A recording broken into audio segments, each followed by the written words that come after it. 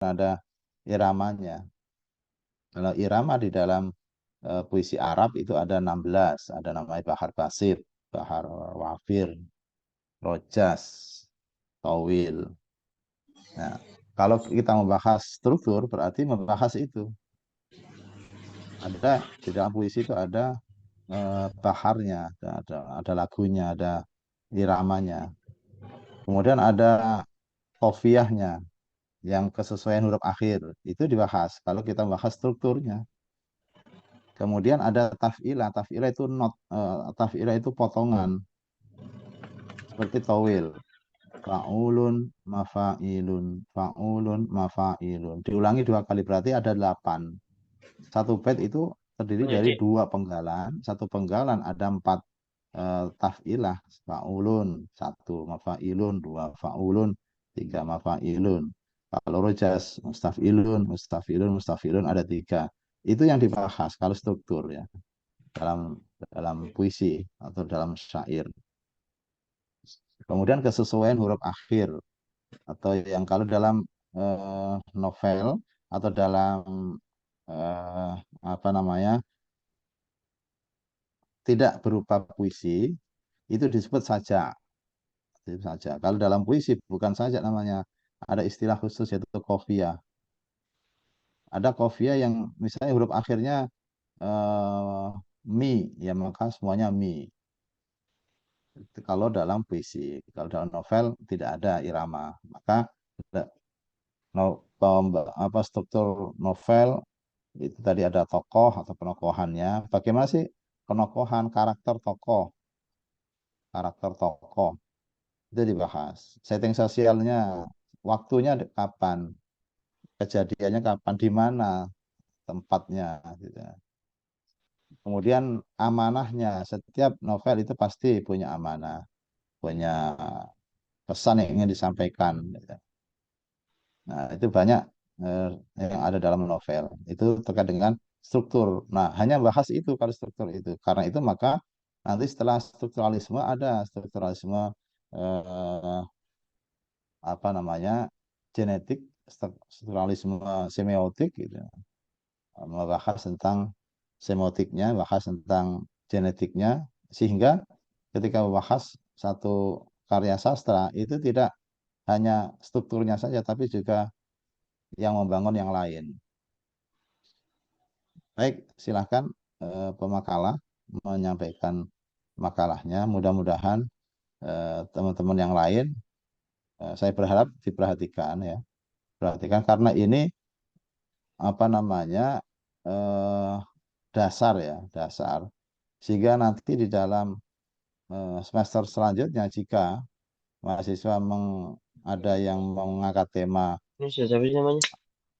sastra, mengangkat sastra di Ah, dalam karya akhirnya berupa skripsi, itu sudah paham.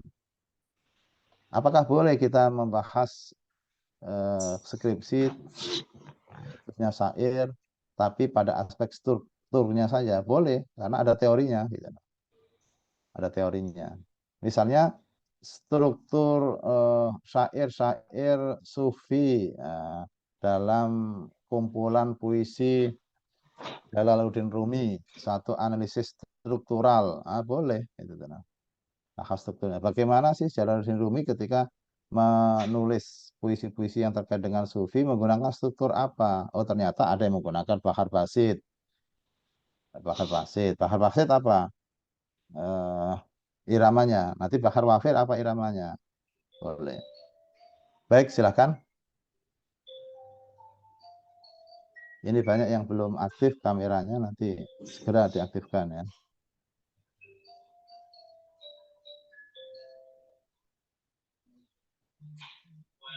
Masih banyak yang belum aktif. Mohon segera bergabung, diaktifkan kameranya. Nanti kalau tidak, saya acak, saya foto, nanti saya kirim ke PC-nya. Yang tidak aktif dianggap tidak hadir. Muhammad Gading. Muhammad Gading.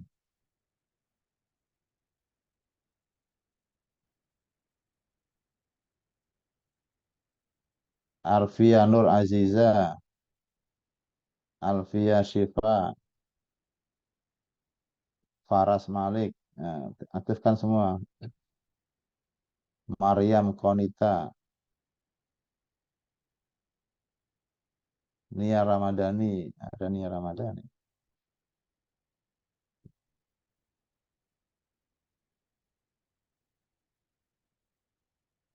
Atifah, Kan Ustadz ada 2 device.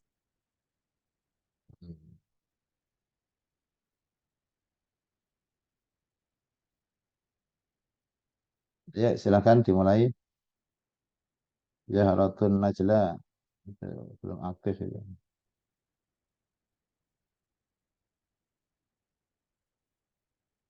Azra Nabita,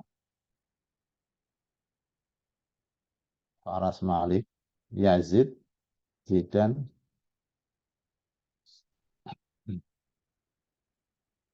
Ini Maulana Fikri mana? Ayo silakan dimulai.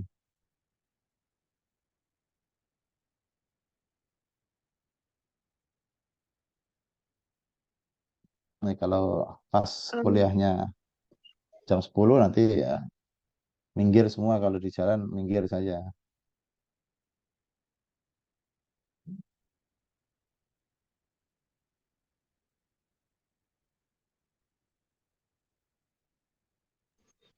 Afwan Ustadz, share screen-nya sedang terkendala sebentar Ustadz.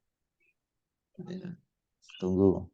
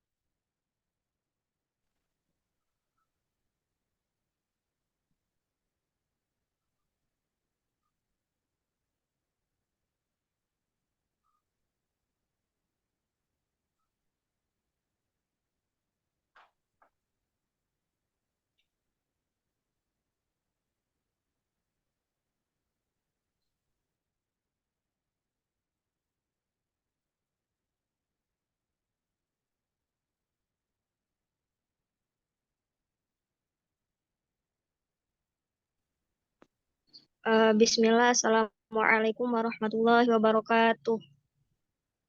Assalamualaikum warahmatullahi wabarakatuh. Alhamdulillah, alhamdulillahilladzi ya'lam bil qalam, 'alamal insana ma lam ya'lam. Allahumma 'allimna ma yanfa'una wa zidna ilman nafi'an ya rabbal alamin. Yang kami hormati Profesor Dr. Nuruddin SAGMAG selaku dosen pengampu mata kuliah teori sastra dan teman-teman yang saya banggakan.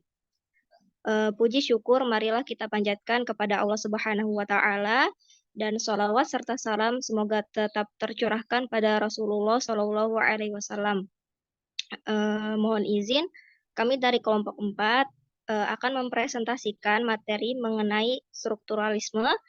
Kemudian saya juga izin Ustadz untuk memperkenalkan anggota kelompok 4 terlebih dahulu. Yang pertama, Azra Nabita Aprianti, saya sendiri selaku moderator. Kemudian ada Hania Bougainvillea selaku presentator. Kemudian ada Jihan Naziha selaku presentator juga. Dan yang terakhir ada Muhammad Gading selaku presentator. Baik, sebelum memulai penyajian materi, marilah kita bersama-sama mengucapkan Al-Basmalah, Bismillahirrahmanirrahim.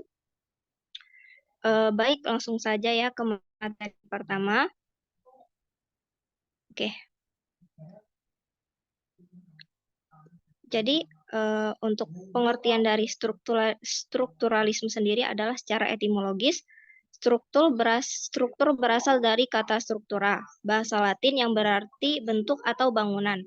Asal-muasal strukturalisme dapat dilacak dalam Potika Aristoteles dalam kaitannya dengan tragedi, lebih khusus lagi dalam pembicaraannya mengenai plot. Konsep plot harus memiliki ciri-ciri ciri-ciri yang terdiri atas kesatuan, keseluruhan, kebulatan, dan keterjalinan. Dalam sosiologi, antropologi, arkeologi, sejarah, filsafat, dan linguistik, strukturalisme adalah teori umum mengenai budaya dan metodologi yang menyiratkan bahwa unsur-unsur budaya manusia harus dipahami melalui hubungannya dengan sistem yang lebih luas. Ia bekerja untuk mengungkap struktur yang mendasari semua hal yang manusia lakukan, pikirkan, dan rasakan. Tolong di next. Oke, selanjutnya untuk materi strukturalisme murni akan dibacakan oleh presentator kedua yaitu Hania Bougainvillea.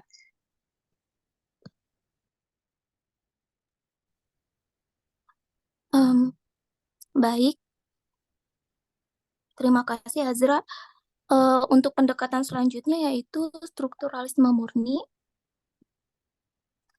Untuk teori strukturalisme murni, itu berarti teori pendekatan terhadap karya sastra yang menekankan pada hubungan menyeluruh antara berbagai unsur dari suatu teks.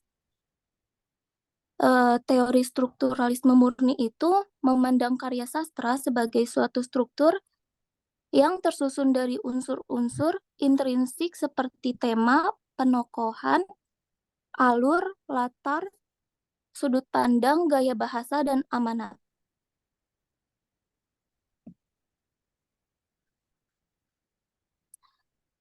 Ya, dilanjut.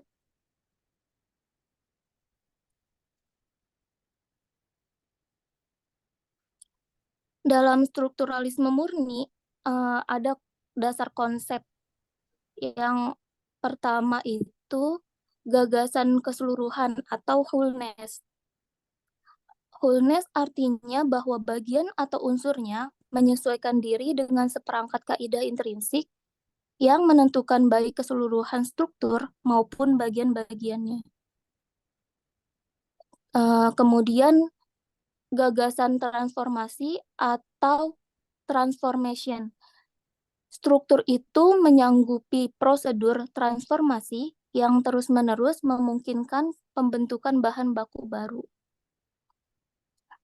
Kemudian yaitu gagasan keteraturan yang mandiri atau self-regulation, yaitu tidak memerlukan hal-hal di luar dirinya untuk mempertahankan prosedur transformasinya.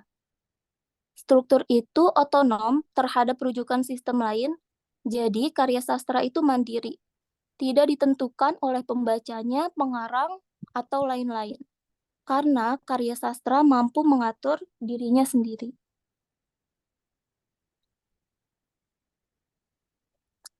Next.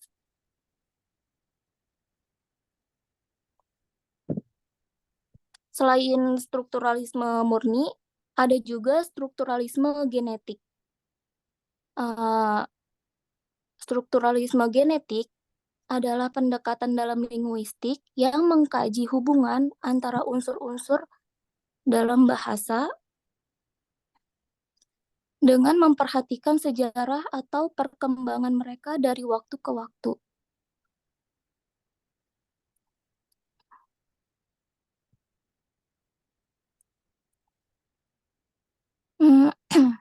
Salah seorang sastrawan, yaitu Lucien Goldman, ada pandangan yang berkaitan sama sama pendekatan strukturalisme genetik, yaitu pertama, setiap karya sastra memiliki struktur tertentu dan mempunyai asal-usul dalam proses historis suatu masyarakat. Kemudian, seni sastra merupakan aktivitas sosial sebagai salah satu fakta dari kemanusiaan. Lalu, sebagai produk dari dunia sosial yang senantiasa berubah, karya sastra merupakan hasil kesatuan dinamis yang bermakna sebagai perwujudan nilai-nilai dan peristiwa yang penting di zamannya.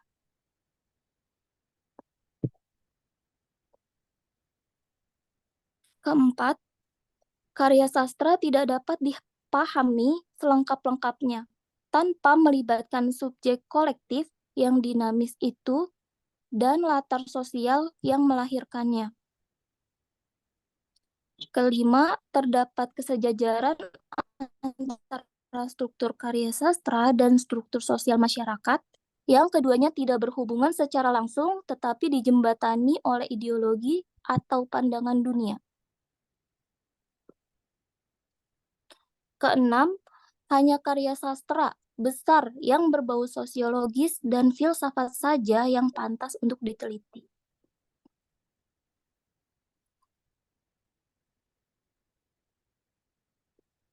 Adapun contoh penerapan dari strukturalisme genetik pada prosa liris prosa liris berjudul Pengakuan Pariem yang diterbitkan di tahun 1981. Karya Linus Suryadi, contohnya ada di novel ini menggambarkan pandangan kolektif ideal tentang dunia batin wanita Jawa. Yang kalimatnya itu dikutip kayak yang ada di layar. Atau contoh lainnya itu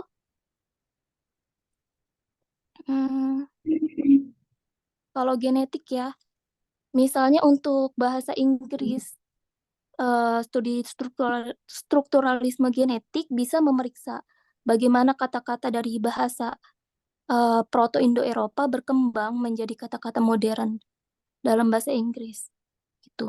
Jadi berdasarkan historisnya. Mungkin dicukupkan dari saya. Terima kasih, saya kembalikan ke Azra.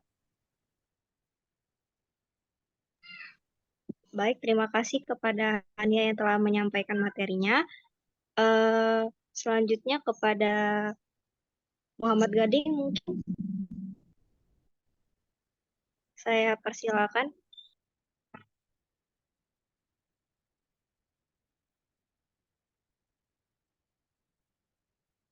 Ya, terima kasih kepada moderator. Apakah suara saya terdengar dengan jelas? Terdengar dengan jelas. Ya, teman-teman semua, berikutnya kita beranjak ke strukturalisme dinamik. Secara etimologis, struktur berasal dari kata struktura, seperti yang dibahas di awal tadi. Nah, strukturalisme dinamik ini merupakan teori struktural yang melihat sebuah karya sastra sebagai bagian dari proses komunikasi dan kultural yang dihadirkan oleh pengarang kepada pembaca.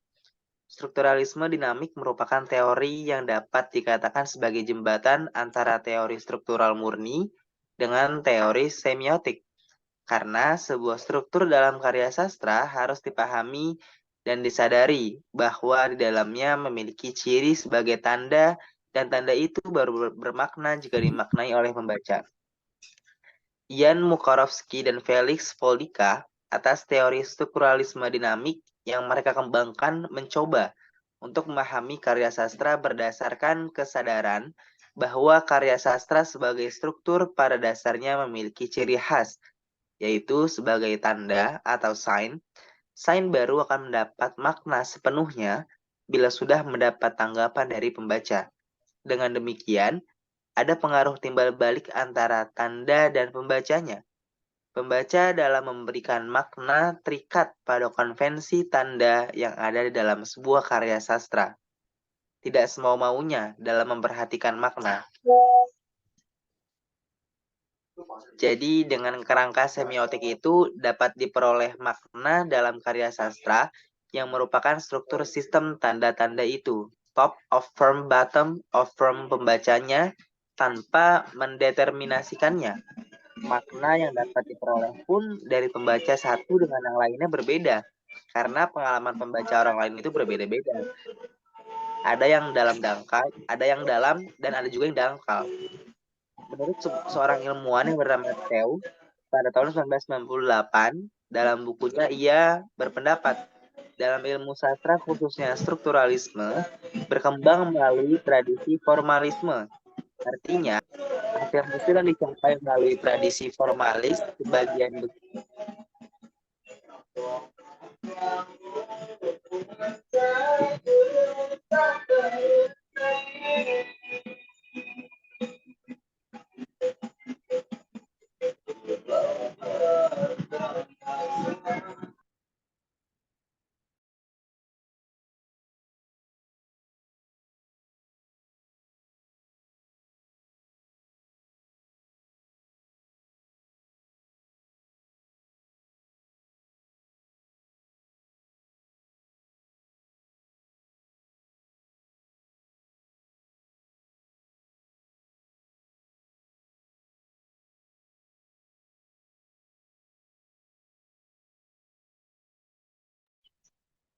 Sepertinya Gading lift ya.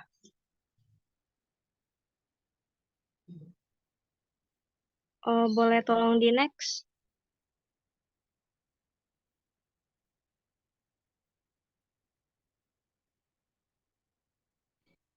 Jadi saya mohon izin ambil alih ya.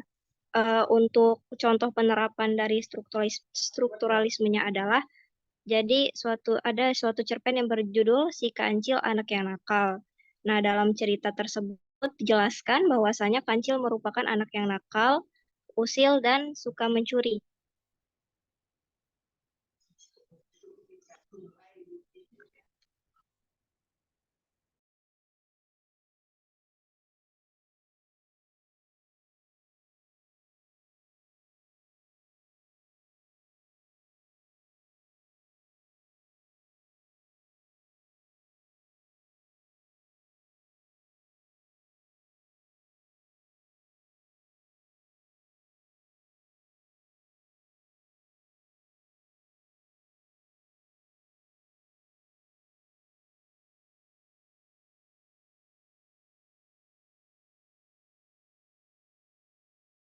Maaf, izin melanjutkan. Jadi hal ini saling berkaitan dengan apa yang pernah dirasakan oleh pembaca.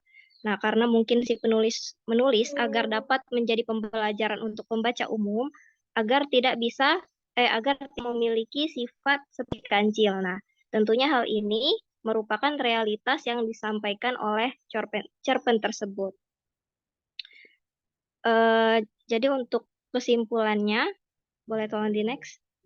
Dalam makalah ini, kami telah menyelidiki 3 konsep utama dalam teori strukturalisme, yaitu strukturalisme murni, kemudian genetik, dan strukturalisme dinamik. Jadi strukturalisme murni ini yang pertama kali dikembangkan oleh Ferdinand Saussure, menekankan pentingnya analisis struktural dalam memahami bahasa dan budaya.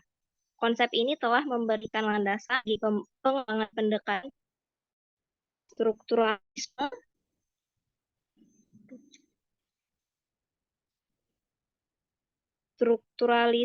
dalam berbagai disiplin. Kemudian selanjutnya yaitu strukturalisme genetik yang dikembangkan oleh Claude Lévi-Strauss, memperluas pandangan strukturalisme dengan memperkenalkan aspek genetik yang memungkinkan kita untuk memahami evolusi dan perubahan dalam budaya dan bahasa.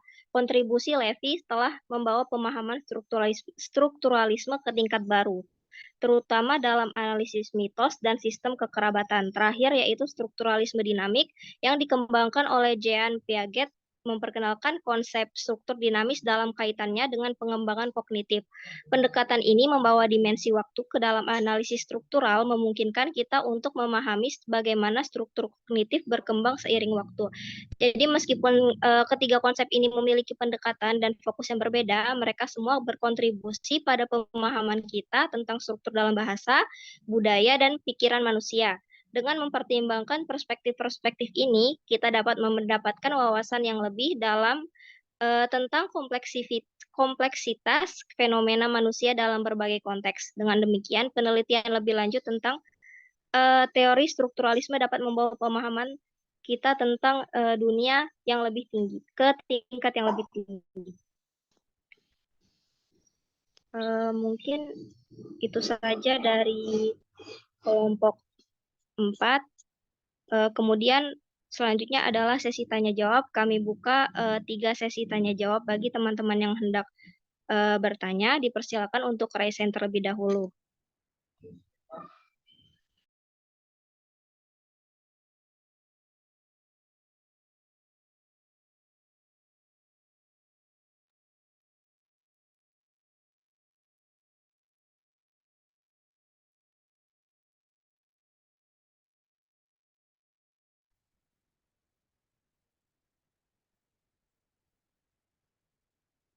Tadi disebutkan ada contoh analisis struktural tadi ya, struktural genetik atau struktural semiotik.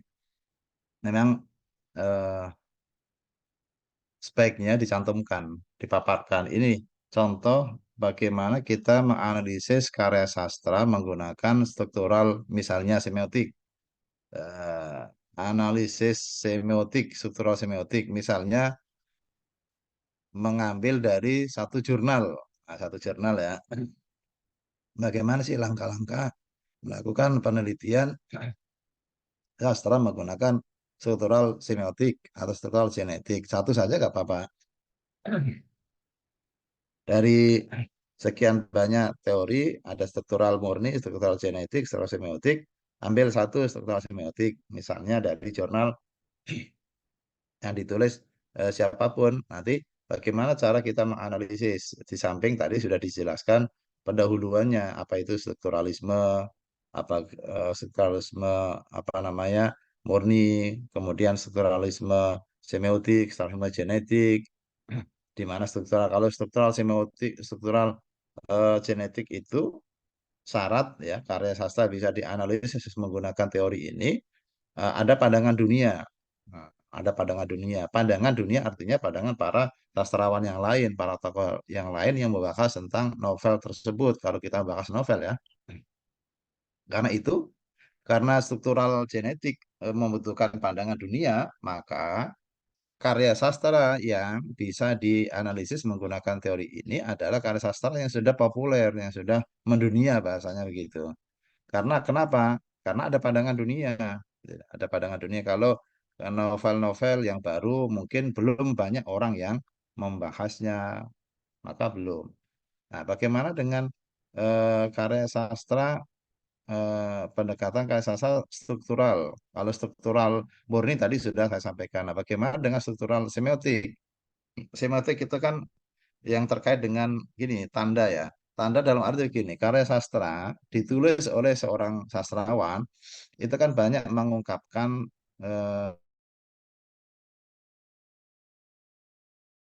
kan dengan secara vulgar. Nah, biasanya tanda itu terdapat dalam ungkapan dengan narasi dengan teks yang ada. Nah, dengan teks yang ada itu maka perlu ada pemaknaan. Nah, pemaknaan menggunakan semiotik itu ada beberapa langkah, beberapa langkah. Pertama, pemaknaan secara literal, secara kamus ya. Kalau kita membahas tentang karya sastra, novel atau puisi misalnya. Ini maknanya apa?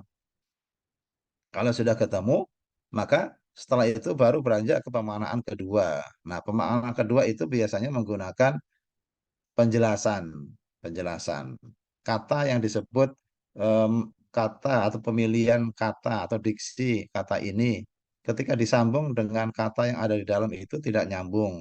Maknanya dalam kamus ini, tetapi bagaimana dengan pemaknaan secara kalimat? Maka perlu ada penambahan penjelasan dari kita sebagai peneliti. Kalau jika memang harus dibolak-balik, maka harus ada pembolak-balikan dari kita sendiri. Kalau ada penjelasan, maka kata yang menjelaskan itu di dalam dituangkan dalam bentuk atau di dalam kurung. Maka tadi saya minta kalau ada analis karya contoh analisis struktural semiotik bagus ditayangkan bagaimana sih langkah-langkah penelitiannya itu. Nah, maka ada istilah pemaknaan heuristik. Ya, heuristik. Setelah heuristik ada pemaknaan hermeneutik. Heuristik itu tadi itu. Saya memberikan contoh, tapi disiapkan nggak tidak? Nah, Pak Makala mengambil atau mengutip beberapa analisis struktural semiotik. Supaya nanti di dalam melakukan analisis yang sama, mahasiswa tidak bingung karena ada langkah-langkahnya gitu ya. Ada tidak contohnya?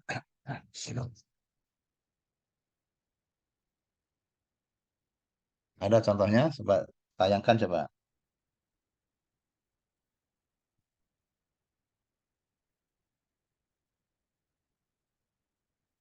Atau coba didiskusikan dulu nanti untuk contoh nyusul belakangan ya. Silahkan mahasiswa yang teman-teman yang lain ditanggapi itu.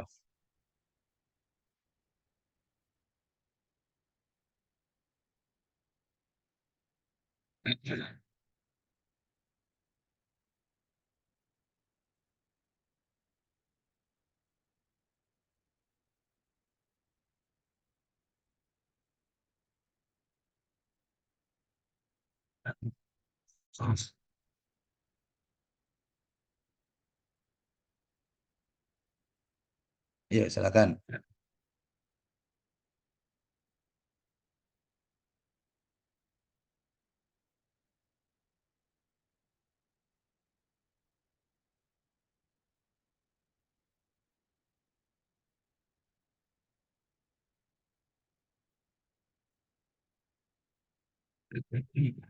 Izin bertanya, kelompok yang presentasi, apa salah terdengar? Maaf, nggak bisa resen. Ini bisa deh. Iya, boleh silakan Naufal Nawaf. Ya, jadi pertanyaannya, kemarin kan sebenarnya kelompok aku kelompok 2 ya, juga menyinggung soal analisis, lebih tepatnya pendekatan yang dipakai dalam studi sastra gitu kan, yang di dalamnya dibahas salah satu pendekatannya yaitu strukturalisme. Kemudian kelompok ini kan uh, membahas akhirnya juga kan strukturalisme itu sendiri ternyata terbagi menjadi dua, yaitu strukturalisme murni dan strukturalisme genetik gitu. Strukturalisme murni itu lebih fokus kepada unsur intrinsik dan ekstrinsik juga, menyinggung ekstrinsik juga. Sedangkan strukturalisme genetik itu di sini katanya lebih fokus kepada sejarah atau perkembangan dari waktu ke waktu. Berarti kalau dilihat pendekatan sejarah yang dipakai itu pendekatan diakronik karena fokus kepada kronologis suatu peristiwa. Nah, pertanyaan aku adalah dalam strukturalisme murni itu kan ada yang namanya unsur intrinsik dan ekstrinsik ya. Dan unsur ekstrinsik itu kan nggak terbatas pada tadi yang disebutkan di sini tema, penokohan, alur, latar, pokoknya unsur-unsur yang ada dalam suatu cerita lah. Dia nggak, sebenarnya dia itu nggak terpaku kepada unsur tekstual yang ada dalam cerita gitu. Dia, yang aku pahami unsur ekstrinsik itu kan semacam nilai-nilai apa yang terkandung di dalam cerita tersebut atau karya novel tersebut gitu. Nah, apa sih yang membedakan unsur ekstrinsik dalam strukturalisme murni, analisis unsur ekstrinsik dalam strukturalisme murni dengan analisis strukturalisme genetik yang itu pembahasannya yang aku pahami itu dia sangat berkaitan sekali dengan ilmu sosial gitu. Dapat dipahami pertanyaan? Oke, izin pertanyaannya dari Nawaf. Apa yang membedakan unsur intrinsik dalam strukturalisme murni dan analisis strukturalisme genetik? Begitu ya, Nawaf? Iya, perbedaan keduanya. Oke. Ditampung dulu ya. Terima kasih. Selanjutnya Atifah boleh langsung on mic. Oke, makasih kepada Azra. Jadi mau nanya singkat aja ya. Gimana relevansi strukturalisme ini dalam teori sastra saat ini? Apa terdengar? Oke, izin mengulangi pertanyaannya ya. Jadi untuk pertanyaan dari Adifa itu apa relevansi strukturalisme dalam teori sastra saat ini? Begitu ya? Iya, betul. Oke, terima kasih Atifa atas pertanyaannya.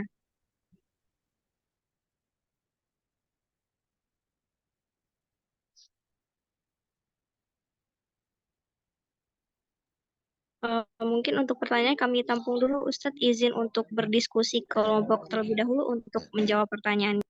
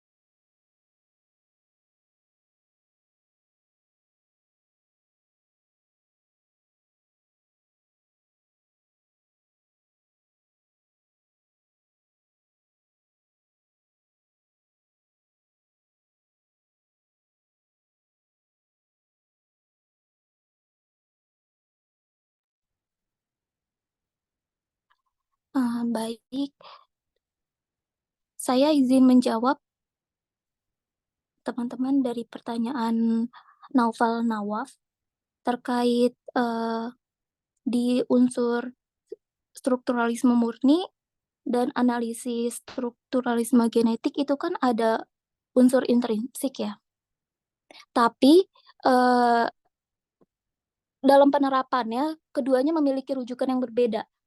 Jadi kalau di strukturalisme murni itu unsur intrinsik merujuk pada elemen-elemen yang membentuk struktur secara langsung tanpa memperhatikan aspek sejarah atau perkembangannya. Jadi fokusnya itu di hubungan antar unsur-unsur yang berkontribusi dalam suatu sistem atau strukturnya.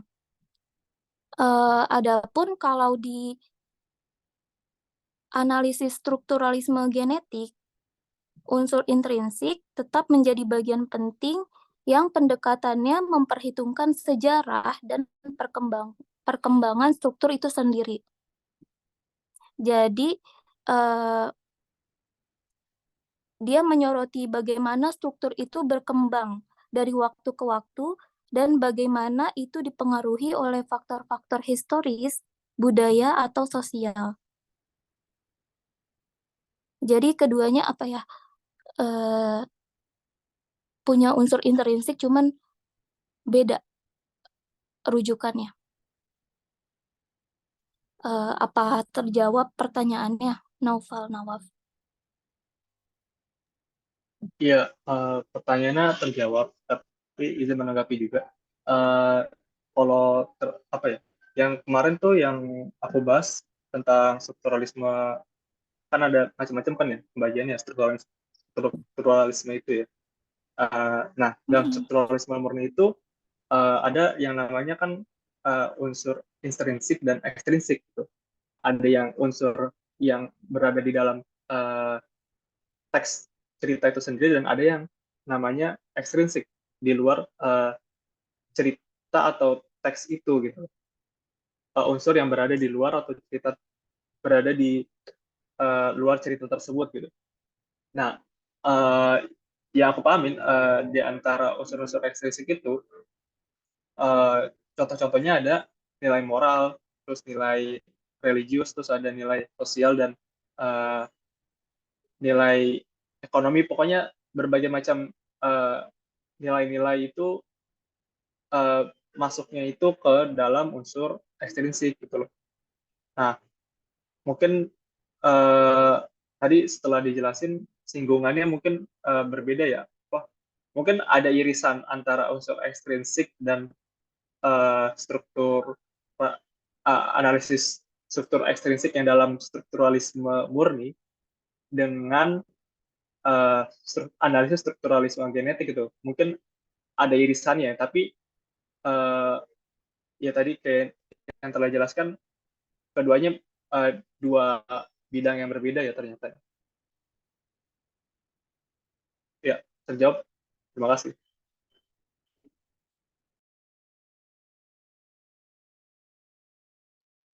Baik, pertanyaan selanjutnya akan dijawab oleh Azra.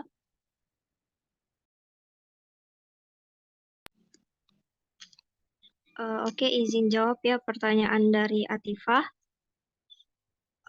Jadi pertanyaannya itu tadi apa relevansi strukturalisme dalam teori sastra saat ini ya. Jadi strukturalisme itu sendiri itu tuh teori sastra yang penting dan masih memiliki banyak manfaat di para pembaca, peneliti, dan pengajar sastra gitu. Nah, kemudian untuk contohnya, jadi untuk penerapan strukturalisme dalam teori sastra saat ini itu ada yang pertama analisis naratif. Itu strukturalisme dapat digunakan untuk menganalisis struktur naratif dalam novel, film, dan cerita pendek. Kemudian untuk analisis semiotiknya, itu strukturalisme dapat digunakan untuk menganalisis simbol dan makna dalam suatu karya sastra. Kemudian ada analisis intertekstual, yaitu strukturalisme dapat digunakan untuk menganalisis hubungan antara karya sastra dengan teks-teks lain. Begitu jawaban dari kami Tipeh. Apakah terjawab? Iya, makasih Azra sudah terjawab. Oke, terima kasih.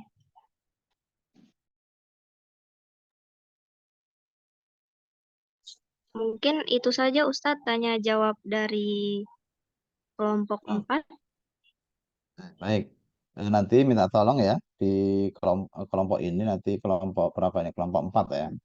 Eh, Melihat atau mencari contoh analisis struktural semiotik satu saja dalam karya sastra siapapun ya, karya sastra siapapun, dan siapa yang nulis di jurnal misalnya, itu nanti diinfokan ke teman-teman bagaimana cara atau langkah-langkah menganalisis karya sastra menggunakan struktural semiotik. Untuk membedakan antara struktural semiotik, struktural genetik, struktural murni. Namanya struktural murni, maka kita hanya membahas struktur puisinya, struktur karya sastra itu saja. Nah, struktur karya sastra apa? Maka dibedakan. Karya sastranya apa? Puisi, atau karya sastranya apa? Novel. Nah, karya sastra atau struktur karya sastra novel dengan puisi itu kan berbeda. Nah, yang dibahas itu saja. Novel apa tadi sudah disebutkan kan, penokohannya, latarnya, alurnya, kemudian amanahnya. Kalau puisi, apa struktur puisi, yang membangun puisi itu apa? Nah, ada unsur intrinsiknya, itu intrinsiknya. Kalau unsur ekstrinsiknya tidak dibahas dalam struktural, karena struktural itu hanya bahas struktur yang membangun puisi itu atau novel atau cerpen. Itu yang pertama. Nah, kalau struktural semiotik membahas suatu karya sastra ya struktural. Di samping struktur kita bahas juga membahas tentang simbol atau tanda. Tanda dalam karya sastra itu perlu diurai, perlu dijelaskan, dijelaskan. Cara menjelaskan tadi sudah saya sampaikan melalui atau menggunakan beberapa pemaknaan.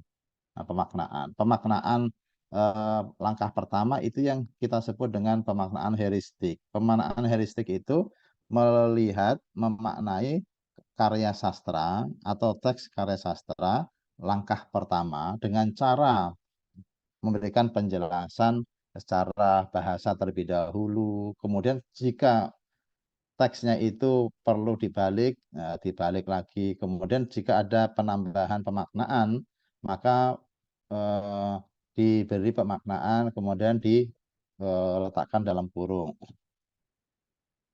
Saya coba ini ya, apa namanya, menjelaskan ini. Ini struktural semiotik. Ini bab berapa yang coba?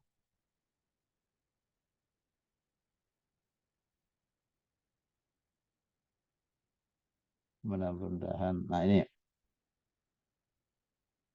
ada beberapa pemaknaan, beberapa langkah di dalam memaknai karya sastra. Ini kebetulan puisi, ya, puisi atau syair. Ada memaknai secara langkah pertama dengan heuristik. Heuristik itu lebih kepada pemaknaan dari segi kebahasaannya, dari segi kebahasaannya.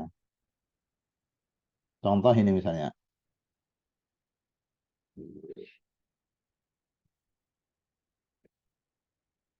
Eh, Puisi yang nomor 4 ini terlihat ya kalian semua ya. Contoh puisi yang nomor 4. Taro ba'arol aromi fi arosotiha waki aniha ka'annahu habbu fulfuli. Contoh yang 4. Puisi keempat ini. Dari segi pemaknaan kebahasaan. Taro, engkau melihat. Ya, engkau melihat. Ba'arol aromi, kotoran rusa. Nah, ketika sebagai peneliti, maka saya menjelaskan, nah, ba'arol aromi, kotoran rusa. Nah, kotoran rusa itu perlu dijelaskan warnanya apa, itu tidak. Karena apa? Karena kaitannya dengan hamparan halaman rumah, fi arasati hamparan rumah. Hamparan rumah itu biasanya, kalau hamparan rumah itu biasanya warnanya hitam, maka perlu ba'arol aromi yang berwarna putih, ya, berwarna putih. Nah, yang berwarna putih ini penjelasan dari kita sebagai peneliti. Maka karena itu tidak ada dalam teksnya, saya tambah sendiri untuk memberikan penjelasan kaitannya dengan hamparan halaman rumah yang berwarna misalnya hitam, misalnya. Sehingga supaya terlihat bahwa di dalam kurung ini bukan makna dari kata tersebut, tetapi ini tambahan dari kita sebagai peneliti. Nah, kemudian fi arosotiha, di hamparan halaman rumah. Nah, hamparan rumah berarti hamparan rumah, halaman rumah, hamparan berarti rumah ini sudah sepi, ditinggal oleh penghuninya, sehingga dengan kotoran yang berwarna putih itu menjadi kontras, karena itu sudah berantakan ditinggal rumah. Nah, yang sudah terlihat sepi ditinggal oleh penghuninya, ini juga tidak ada dalam kalimat ini. Ini tambahan dari kita sebagai peneliti.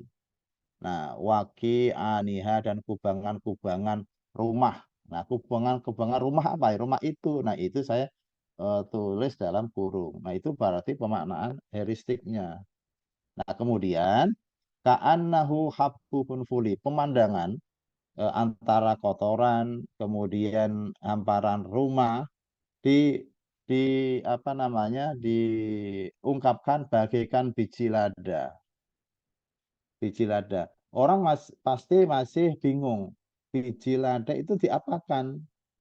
Nah, biji lada itu diapakan? Maka supaya nyambung, maka saya tulis pendahuluannya. Pemandangan yang demikian itu bagaikan biji lada. Biji lada dalam kurung yang tersebar di tanah. Lada itu warnanya hitam, istilahnya warna hitam. Yang tersebar di tanah, warnanya putih. Kemudian tersebar di tanah yang warnanya hitam. Nah, itu simbol, istilahnya simbol, tanda, tanda bahwa biji lada yang disebarkan di tanah yang warnanya hitam, lada itu warnanya putih, itu ilustrasi itu seperti rumah yang ditinggal oleh penghuninya, kemudian di situ ada kotoran rusa yang warnanya putih. Nah, pemaknaan ini pemaknaan heuristik.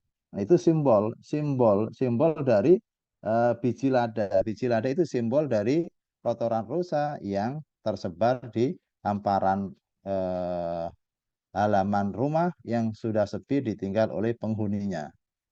Nah, ini baru pemaknaan heuristiknya, pemaknaan secara kebahasaannya.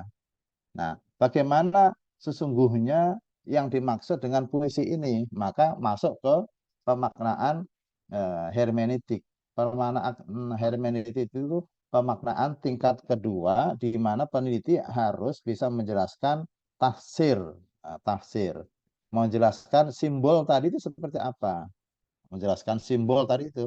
Biji rusa, apa namanya, kotoran rusa di hamparan rumah yang kotor karena ditinggal oleh. Nah, karena ini kaitannya dengan seorang sastrawan yang dinamakan Imrul Qais, pada bait keempat ini coba sang penulis sastrawan itu menjelaskan bahwa rumah yang dimaksud rumah itu rumah kekasihnya yang namanya Unaiza, yang telah berubah menjadi puing-puing, telah sepi ditinggal penghuninya dan menjadi sarang rusa putih dan binatang-binatang liar yang lain. Nah, binatang ini telah meninggalkan kotoran di dalam rumah tersebut karena rumahnya sudah tidak ada penghuninya. Nah, kenapa halaman rumah yang luas? Karena ada hamparan tadi itu, terhampar luas itu ya. Dan di kubangan-kubangan air di sekitar rumah, kotoran-kotoran yang tercecer di mana-mana. Itu menunjukkan bahwa rumah tersebut itu sebenarnya bukan melihat rumahnya, tetapi melihat siapa yang menghuni rumah itu, yaitu kekasihnya. Kekasihnya sudah tidak ada. Menyebutkan rumah yang dulu pernah ditinggal oleh orang yang dicintainya itu menjadi penting. menggambarkan. Nah, simbolnya seperti tadi itu biji apa tadi itu biji lada. Nah itu yang kita sebut dengan pemaknaan semiotik ya. Ada pembacaan heuristik, pemaknaan hermeneutik. Nah itu langkah-langkah di dalam melakukan analisis semiotik. Nah kalau strukturalnya sudah dijelaskan di sebelumnya. Nah, struktur puisi ini apa? Gitu. Menggunakan irama apa, menggunakan rima apa, itu sudah. Nah, baru masuk ke pemaknaan semiotiknya. Pemaknaan semiotiknya. Nah, semiotik langkah pertama adalah pembacaan heuristik. Pembacaan heuristik lebih kepada pemaknaan kebahasaannya. Jika memang harus contoh keempat misalnya, ka'ani ghodatal baini. Seolah-olah aku yang, nah, aku yang apa gitu. Aku yang di bawah pohon. Di bawah pohon lagi apa? Berarti duduk. Nah, gitu. Nah, itu tambahan yang di dalam kurung. Nah, itu pemaknaan heuristik. Nanti bisa pemakala cari yang novel ya, novel tidak puisi. Nah, itu beberapa catatan. Nah, pertanyaan yang kedua, relevansinya apa? Pemaknaan apa namanya? Analisis struktural, semiotik, struktural hermeneutik, struktural genetik, kaitannya dengan apa relevansinya dengan kehidupan sekarang. Pertama gini, era sekarang atau zaman sekarang, para pembelajar, baik siswa maupun mahasiswa, itu sudah banyak atau jarang ya, jarang, atau sedikit yang memiliki perhatian terhadap sastra. Perhatian para pembelajar, baik siswa maupun di perguruan tinggi maupun mahasiswa, kecenderungan untuk membaca karya sastra itu menurun. Nah, itu menurun. Kenapa menurun? Karena karya sastra itu tidak bisa dipahami secara langsung. Gitu. Tidak bisa dipahami secara langsung. Nah, kenapa tidak bisa dipahami secara langsung? Karena memang karya sastra itu dibuat oleh pengarangnya, dalam hal ini sastrawannya, menggunakan bahasa sebagai seorang sastrawan. Yang bahasa sastrawan itu kan bahasa yang tidak umum. Nah, tidak umum. Karena itu maka novel-novel, khususnya novel ya, yang laris itu sebenarnya novel-novel yang penuh dengan apa namanya karya-karya yang sudah populer itu biasanya novel-novel yang mudah dipahami. Kalau yang sulit, nah, jarang dibaca orang. Nah, contoh misalnya kalau ke Gramedia, toko buku Gramedia atau toko buku yang lain, ketika masuk ke ruangan di mana di situ ada ruang buku-buku sastra, itu biasanya jarang orang membaca. Letaknya kadang di pojok, di pojok. Nah, karena minat membaca sastra menurun ya, menurun, maka perlu pemaknaan, perlu penjelasan.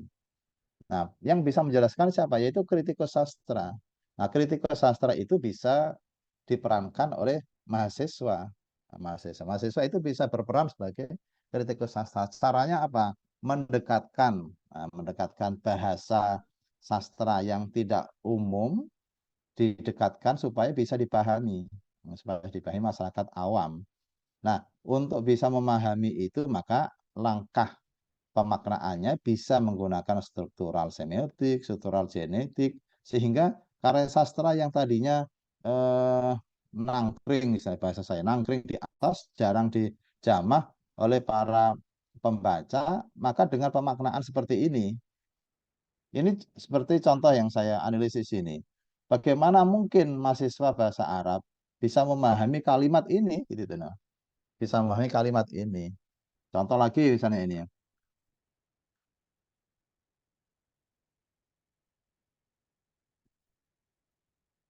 Nah, contoh lagi misalnya ini. Kifa nabki min dzikra habibin wa manzili. Nggak akan disentuh buku ini gitu.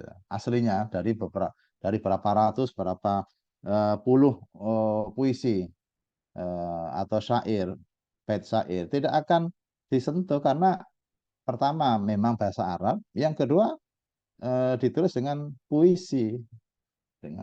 Kifa, kalau dibaca secara pembacaan heuristik, kemudian hermeneutik, itu akan tergugah, orang ingin membaca. Kifa, kifa, berhentilah kalian berdua. Wahai kedua sahabatku. Wahai kedua sahabatku ini tambahan dari kita sebagai peneliti. Nabki, mari kita sama-sama menangis. Menangis siapa? Min dzikra habibin, mengingat kekasih. Nah, ketika baru pembacaan heuristik, ini sudah mulai paham. Tapi belum secara keseluruhan. Baru ketika pemanaan hermeneutik, nah ini baru menarik. Dari ketika di atas, Qais sebagai penyair menjelaskan bahwa kata siktuliwa, suatu tempat yang terletak di antara 4 tempat. Nah, ini nama-nama tempat yang ada di Arab sana. Nah, kita membayangkan bahwa tempat-tempat tersebut itu berada di padang pasir yang terhampar begitu luas. Nah, tetapi wujudnya sudah tidak ada, hanya tinggal puing-puingnya begitu itu. Nah, kalau orang sudah pernah umroh, sudah pernah ke Mesir, sudah pernah ke Madinah, melewati hamparan gurun pasir yang begitu luas. Nah, itu wujud apa? Rumah orang-orang dahulu yang sudah ditinggal oleh penghuninya, tinggal batu-batu, tinggal bebatuan yang apa namanya, yang sudah tidak berbentuk. Nah, bagi bagi penghuni itu menjadi apa? Memiliki makna yang tinggi. Kenapa makna yang tinggi? Dulu tempat itu pernah saya singgahi atau pernah saya tempati. Nah, di tetangga saya ada seorang keluarga yang punya anak gadis yang cakep, yang cantik. Malam-malam saya merangkak dari satu tempat itu ke tempat lain, ingin melihat parasnya dari kejauhan karena tidak boleh masuk ke dalam rumah, misalnya gitu. Nah, bagi orang yang bersinggungan langsung itu tentu punya makna ya. Sama seperti ketika dulu orang-orang yang merantau ketika pulang, orang tuanya sudah tidak ada, bapaknya sudah pada meninggal, kakeknya tinggal rumah warisan. Nah, rumah warisan itu karena tidak ada yang menghuni, lama-kelamaan rusak. Saking lamanya rusak, akhirnya roboh. Ketika orang-orang yang merantau ini pulang, itu pasti punya kenangan. Oh, dulu kita masih kecil, kumpul sama bapak, sama ibu, sama kakek, bersenda gurau. Bagi orang lain tidak punya makna, tapi bagi orang yang bersinggungan langsung, apalagi pelaku langsung, punya makna. Nah, ini diwujudkan dalam bentuk puisi. Itu pasti memiliki makna bagi yang bersinggungan langsung. Karena itu Imrul Qais yang hidup pada masa sebelum Islam mencoba bahwa hamparan gurun pasir yang begitu luas itu ada tumpukan-tumpukan rumah. Karena rumah dulu itu kan hanya tumpukan batu ya, dari batu-batu kemudian atapnya dikasih atap sederhana berupa pelepah kurma atau diikat dengan kulit binatang yang mereka buru supaya tidak kena panas. Jadi bayangan kita rumah orang dahulu itu bukan seperti rumah sekarang yang megah, tapi hanya tumpukan batu-batu, kemudian di atasnya ada kulit binatang yang disanggah dengan pelepah kurma, di dalamnya mereka tidur dan seterusnya. Seperti gambar-gambar makam Nabi misalnya di Masjid Nabawi. Di Masjid Nabawi itu bagaimana bantalnya Nabi, kamarnya Nabi, hanya begitu sederhana. Nah, itu pada masa Nabi. Artinya sudah masuk Islam, era sudah agak modern. Nah, bagaimana dengan sastrawan-sastrawan sebelum Islam? Ya, pasti lebih sederhana lagi. Nah, walaupun sederhana, tetapi punya makna. Nah, itu pemanaan heuristik, kemudian pemaknaan hermeneutik. Nah, siapa yang memberikan pemaknaan ini? Ya kita atau mahasiswa. Sehingga ketika kita membaca tadi miskifan, nabki, min dzikra, habibin, wa manzilib, akhirnya kita bisa paham, oh ini ceritanya begini, sehingga panjang. Nah, kalau hanya Arabnya saja atau hanya teks aslinya saja, tidak akan tersentuh puisi-puisi seperti ini. Gitu. Nah, karena itu peran mahasiswa terkait dengan relevansi sekarang ini menjadi penting untuk mengkaji puisi-puisi, khususnya prodi kita ini prodi Arab, puisi-puisi Arab atau novel-novel Arab supaya punya makna sehingga dijelaskan. Bisa menggunakan struktural semiotik, menggunakan struktural genetik, nanti menggunakan stilistika dan seterusnya, sehingga puisi-puisi yang sudah tidak pernah disentuh orang itu menjadi hidup karena banyak yang mengkaji. Itu tambahan dari saya ya. Baik, silahkan jika dianggap cukup.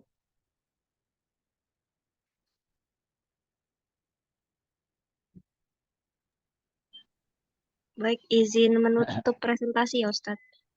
Iya, silakan. Oke, mungkin itu saja dari kelompok 4. Kurang lebihnya kami mohon maaf dan kepada Allah kami mohon ampun. Wabillahi taufiq wal hidayah. Wassalamualaikum warahmatullahi wabarakatuh. Waalaikumsalam warahmatullahi wabarakatuh.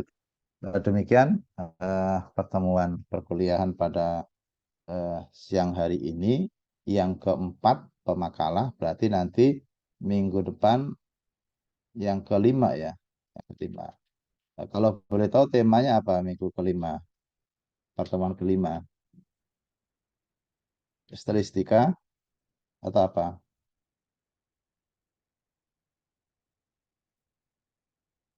Coba PJ-nya coba apa temanya dan siapa saja pemakalahnya supaya diingatkan dari sekarang. Untuk minggu depan itu teori semiotik, Ustadz. Ya, semiotik ya.